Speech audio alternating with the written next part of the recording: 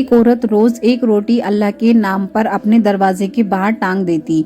اس روٹی کو روز ایک بوڑھا لینے آتا، لیکن شکریہ کہنے کے بجائے وہ بس ایک ہی عجیب بات بولتا، جو کیا ہے وہی تیرے پاس لوٹ کر واپس آئے گا۔ عورت کو بہت غصہ آتا، اس کو لگتا یہ بوڑھا دعا دینے کے بجائے بڑبڑاتا ہے۔ تنگ آ کر ایک دن شیطان اس کے دماغ پر جاری ہو گیا۔ اس نے اس روٹی میں زہر ملا دیا تاکہ روز کا قصہ ہی ختم ہو جائے، لیکن جیسے ہی وہ روٹی ٹانگنے گئی اس کے ہاتھ کانپ گئے۔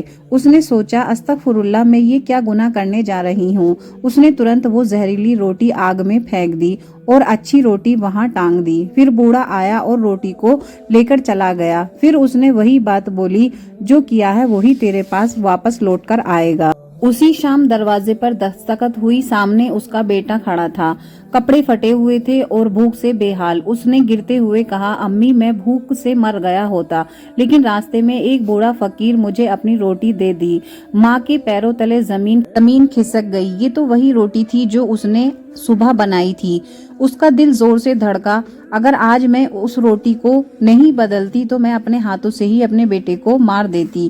تب اسے سمجھ آیا کہ نیکی ہو یا بدی اپنے پاس ہی واپس لوٹ کر آتی ہے۔ بے شک اللہ کبھی کسی کی نیکی ضائع نہیں کرتا۔ پلیز ویڈیو کو